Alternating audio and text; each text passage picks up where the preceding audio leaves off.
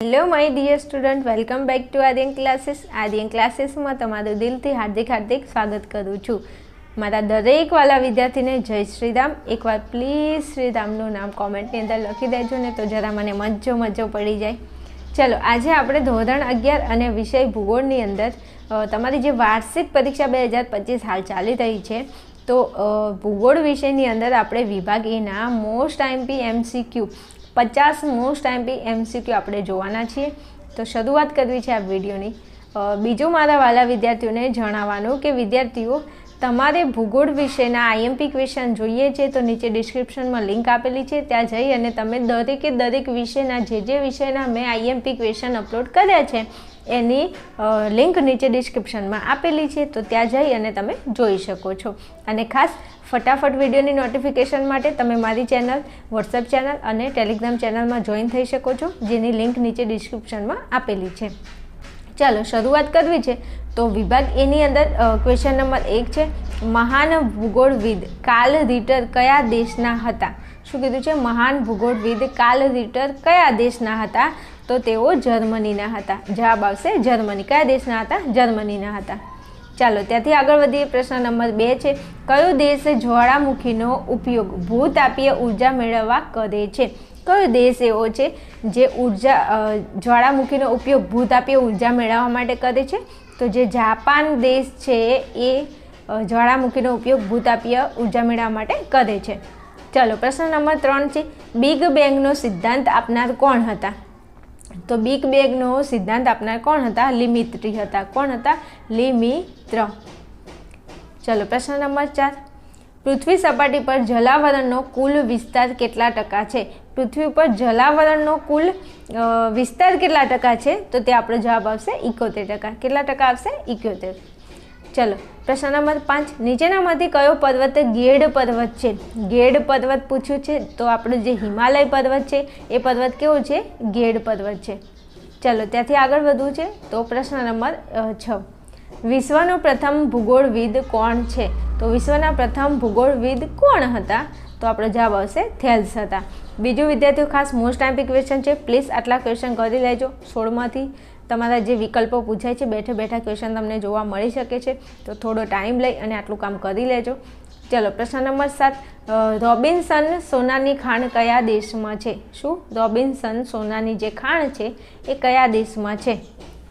तो ए आपणो जवाब आवशे दक्षिण आफ्रिका। शेनी अंदर छे?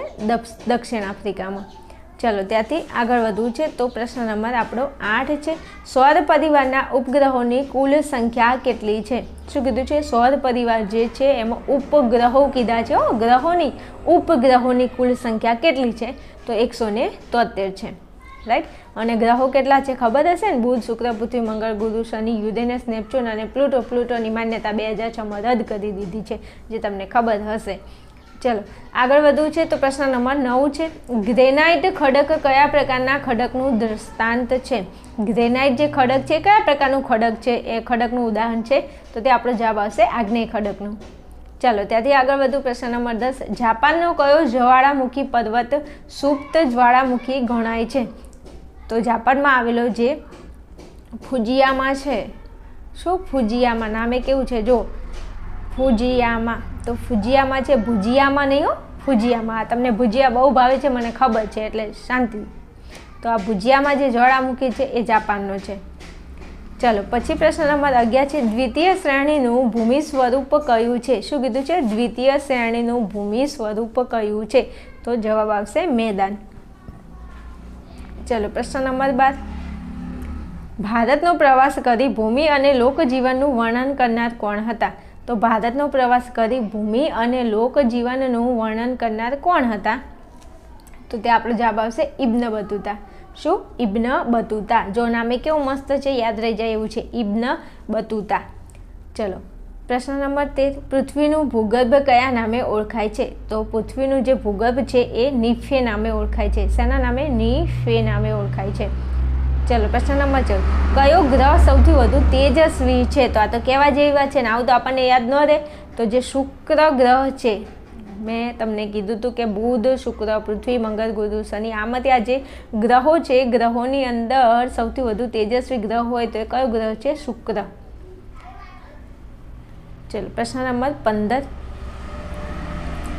કયા સાધનથી ભૂકંપની તીવ્રતા માપી શકાય છે? મોસ્ટ આઈએમપી એટલે 1000% મોસ્ટ આઈએમપી. આ બધા પ્રશ્નો મોસ્ટ આઈએમપી છે એટલે એકના ઉપર ફોકસ નથી કરતી. દરેક પ્રશ્ન તમારે તૈયાર કરવાના જ છે. તો કયા સાધનથી ભૂકંપની તીવ્રતા માપી શકાય છે? તો સિસ્મોગ્રાફ નામનું જે સાધન છે એનાથી શું ભૂકંપની તીવ્રતા માપી શકાય છે. ચલો પ્રશ્ન નંબર 16, ખંડ પ્રવહન સિદ્ધાંત રજૂ કરનાર જર્મન વૈજ્ઞાનિકનું નામ શું હતું? તો જે ખંડ પ્રવહનનો જે સિદ્ધાંત હતો એ કોણે રજૂ કર્યો હતો? તો આલ્ફ્રેડ વેગનરે કર્યો હતો. કોને કર્યો હતો? આલ્ફ્રેડ વેગનરે કર્યો હતો. કઈ સાલમાં કર્યો હતો? તો 1912ની અંદર કર્યો હતો અને 1924ની અંદર અંગ્રેજી ભાષામાં એનો અનુવાદ કર્યો હતો. આ મેં આગળ વિડીયોમાં પણ કીધું હતું, હાલ પણ કહી દઉં છું. આને રિલેટેડ કોઈ પણ પ્રશ્ન પૂછાય તો તૈયાર કરી લેવું, રાઈટ?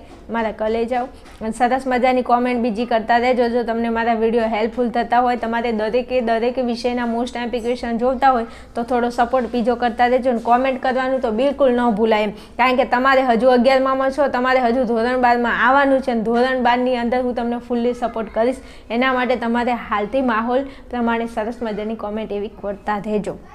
ચલો પ્રશ્ન નંબર 17 છે, વિશ્વનો સૌથી ઊંચો જ્વાળામુખી કયો છે?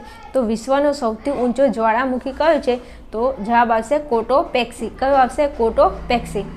ચલો 18માં કીધું છે કે મુખ્ય ભૂતકતીઓની સંખ્યા કેટલી છે? તો મુખ્ય ભૂતકતીઓની સંખ્યા કેટલી છે? તો મુખ્ય ભૂતકતીઓની સંખ્યા થશે 7. કેટલી છે?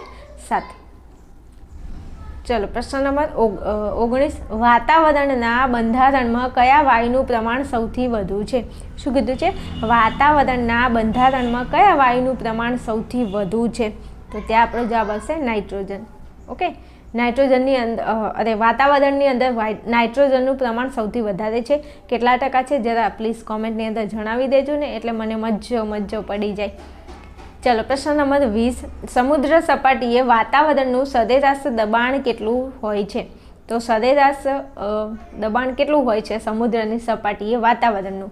તો ત્યાં આપણો જવાબ આવશે 1013 મિલીબાર. કેટલું આવશે? 1013 મિલીબાર. એટલે 10-13 યાદ રાખવાનું, 10-13. ચલો પ્રશ્ન નંબર 21, ભારતીય ભાસ્કરાચાર્ય પૃથ્વીની કઈ બાબતની સમજ આપી હતી? ભારતીય જે ભાસ્કરાચાર્ય હતા એમને પૃથ્વીની કઈ બાબતની સમજ આપી હતી? તો એમને ગુરુત્વાકર્ષણની સમજ આપી હતી. શેની? ગુરુત્વાકર્ષણની. ચલો આગળ વધવું છે. તો પ્રશ્ન નંબર 22 છે, પૃથ્વી સપાટીથી તેના કેન્દ્ર સુધીના કેટલા ભાગ પડ્યા છે? તો પૃથ્વી સપાટી લઈ અને તેનું જે કેન્દ્ર છે ત્યાં સુધી કેટલા ભાગ પડેલા છે? તો કે 3 ભાગ પડેલા છે. ચલો પ્રશ્ન નંબર 23, કોટોપેક્સીની ઊંચાઈ આશરે કેટલા મીટરથી વધુ છે? તો કોટોપેક્સીની ઊંચાઈ આશરે કેટલા મીટરથી વધુ છે? તો 6500. કેટલા થશે? 6500.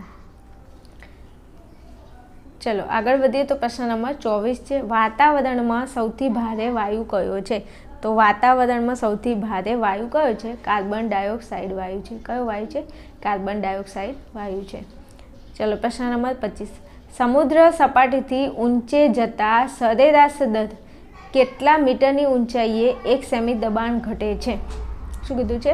સમુદ્ર સપાટીથી ઊંચે જતા સરેરાશ દર કેટલા મીટરની ઊંચાઈએ 1 સેમી દબાણ ઘટે છે? તો તે આપણો જવાબ આવશે 165.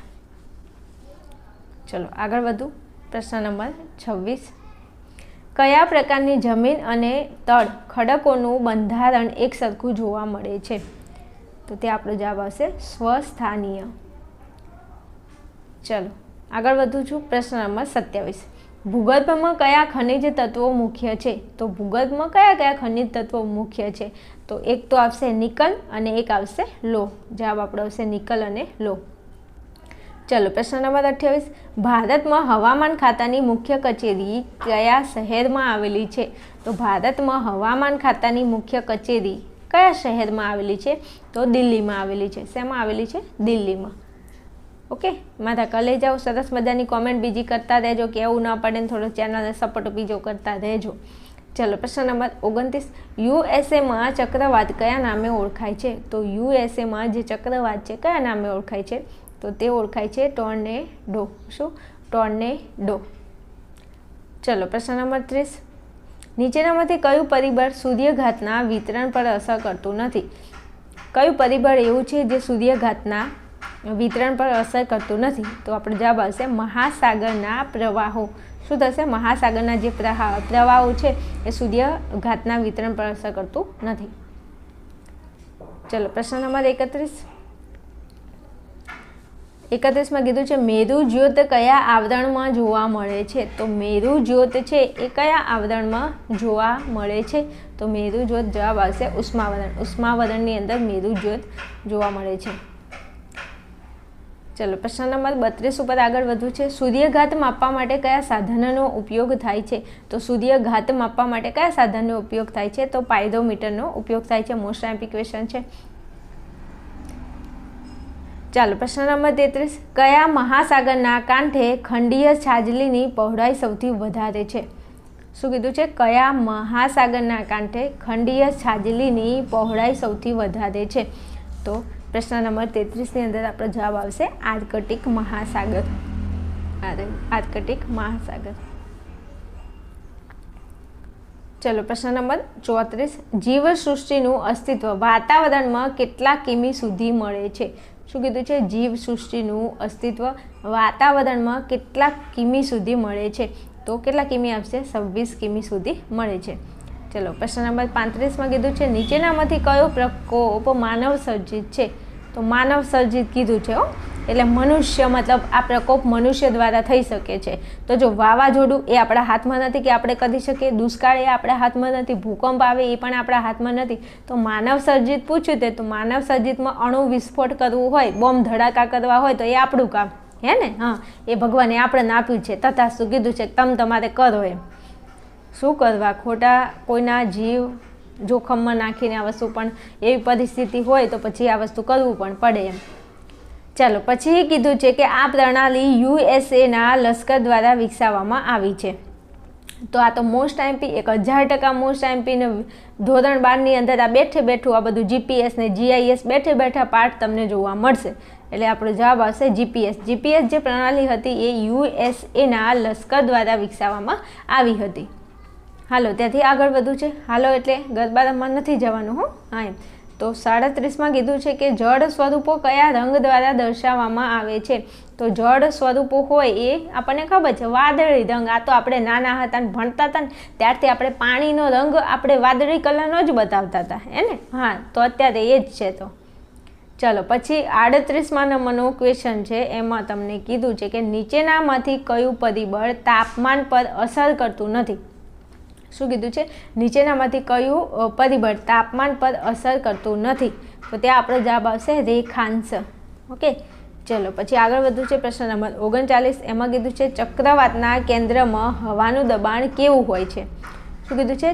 ચક્રવાતના કેન્દ્રમાં હવાનું દબાણ કેવું હોય છે? તો હલકું હોય છે. કેવું હોય છે? હલકું. આપણે ઘણા કહેતા તારે બહુ હલકું નહીં થવાનું એમ. છોકરીઓને તો બહુ આવું ચાલતું હોય એકચ્યુઅલી.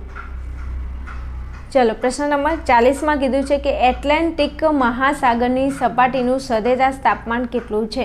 શું? એટલાન્ટિક મહાસાગરની સપાટીનું સરેરાશ તાપમાન કેટલું છે? તો તે આપણો જવાબ આવશે 16.9 સેલ્સિયસ. 16.9 સેલ્સિયસ. ચલો પ્રશ્ન નંબર 41માં કીધું છે કયા પવનો બરફભક્ષી છે? શું? કયા પવનો બરફભક્ષી છે? તો તે આપણો જવાબ આવશે ચિનુક. ચિનુક બરફભક્ષી અને ચિનુક. ચલો પછી આગળ વધીએ છીએ. ત્યાંથી તો આપણો પ્રશ્ન નંબર 42ની શરૂઆત થઈ ગઈ છે. આરામ ગૃહ માટે કઈ રૂઢ સંજ્ઞાનો ઉપયોગ થાય છે? તો આરામ ગૃહ માટે કઈ રૂઢ સંજ્ઞાનો ઉપયોગ થાય છે? તો RH સંજ્ઞાનો ઉપયોગ થાય છે. ચલો પ્રશ્ન નંબર 43, કચ્છ વિસ્તાર કયા સેસ્મિક ઝોનમાં આવે છે? તો કચ્છ વિસ્તાર કયા સેસ્મિક ઝોનમાં આવે છે? તો વીનો મતલબ શું થાય? 5 થાય. તમને ખબર હશે રોમન અંક તમને આવડતા હશે, ના આવડે તો સમજાવી દઉં છું. આઈ પછી આપણે નથી કહેતા ડબલ આઈ, ટ્રિપલ આઈ, આઈ વી, વી એટલે 1 2 3 4 5 એવી રીતે. હવે એના નિયમો ઘણા બધા છે, જોઈ લેજો તમે. ચલો પછી 44માં તમને કીધું છે કે 0° અક્ષાંશ વૃત્તને કયા નામે ઓળખવામાં આવે છે? તો 0° અક્ષાંશ વૃત્તને કયા નામે ઓળખવામાં આવે છે? તો આ તો કંઈ કહેવા જેવી વાત છે. તો વિષુવવૃત્ત તરીકે ઓળખવામાં આવે છે. કયું? વિષુવવૃત્ત. ચલો 45માં કીધું છે કે વર્લ્ડ વાઇડ વેબ એટલે શું? તો www. તમને પરીક્ષામાં ઊંધો પ્રશ્ન પૂછાય wwwનું પૂરું નામ આપો. W નહીં, W છે. હા, તો wwwનું પૂરું નામ થશે વર્લ્ડ વાઇડ વેબ. ચલો ત્યાંથી આગળ વધવું છે તો આપણો પ્રશ્ન નંબર 46 છે. 46માં કીધું છે કે દબાણના કયા પટ્ટાને નિર્વાત પ્રદેશ કહે છે? તો દબાણનો જે વિષુવવૃત્તીય લઘુ દાબ પટ્ટ છે તેને શું કહે છે? નિર્વાત પ્રદેશ કહે છે. નિર્વાત પ્રદેશ કહે છે. જવાબ આવશે વિષુવવૃત્તીય લઘુ દાબ પટ્ટ. ચલો 47માં કીધું છે કે જૈવિક વિવિધતાની દ્રષ્ટિએ અતિ સમૃદ્ધ દેશોની સંખ્યા કેટલી છે? તો જૈવિક વિવિધતાની દ્રષ્ટિએ અતિ સમૃદ્ધ દેશોની સંખ્યા કેટલી છે? તો જવાબ આવશે 12. ચલો પ્રશ્ન નંબર 48. ચક્રવાત અંગેની અદ્યતન અને જીવંત આગોતરી જાણકારી મેળવી શકાય છે. તો પછી તમને અહીંયા ખાલી જગ્યા આપેલું છે, ડેશ ડેશ ડેશ કરેલું છે. તો કોની જાણકારી મેળવી શકાય છે? તો ઉપગ્રહ દ્વારા. શેના દ્વારા? ઉપગ્રહ દ્વારા. ચલો ત્યાંથી આગળ જાઉં છું. પ્રશ્ન નંબર 49. બે ક્રમિક અક્ષાંશ વૃત્તો વચ્ચે કેટલા કિમીનું અંતર હોય છે? તો બે ક્રમિક અક્ષાંશ વૃત્તો વચ્ચે કેટલા કિમીનું અંતર હોય છે? તો 111 કિમીનું અંતર હોય છે. ચલો પ્રશ્ન નંબર 50. ભેજના પ્રમાણની નોંધ લેતા સાધનને નીચેનામાંથી કયા નામે ઓળખવામાં આવે છે? તો ભેજના પ્રમાણની નોંધ લેતા સાધનને નીચેનામાંથી કયા નામે ઓળખવામાં આવે છે? તો હાઇગ્રોમીટરના નામે ઓળખવામાં આવે છે. જો આ બધા જે આ થર્મોમીટર ને બેરોમીટર ને આ બધા જે મીટર છે ને એમાંથી તમને એકાદો પ્રશ્ન જોવા મળી શકે છે. એટલે જેટલા સાધનો છે એ પ્લીઝ તૈયાર કરી લેજો.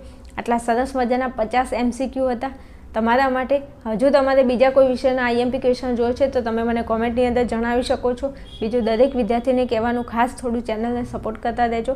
ચલો મળીશું નેક્સ્ટ વિડીયોમાં. ત્યાં સુધી જોતા રહેશો આર્યન ક્લાસીસ.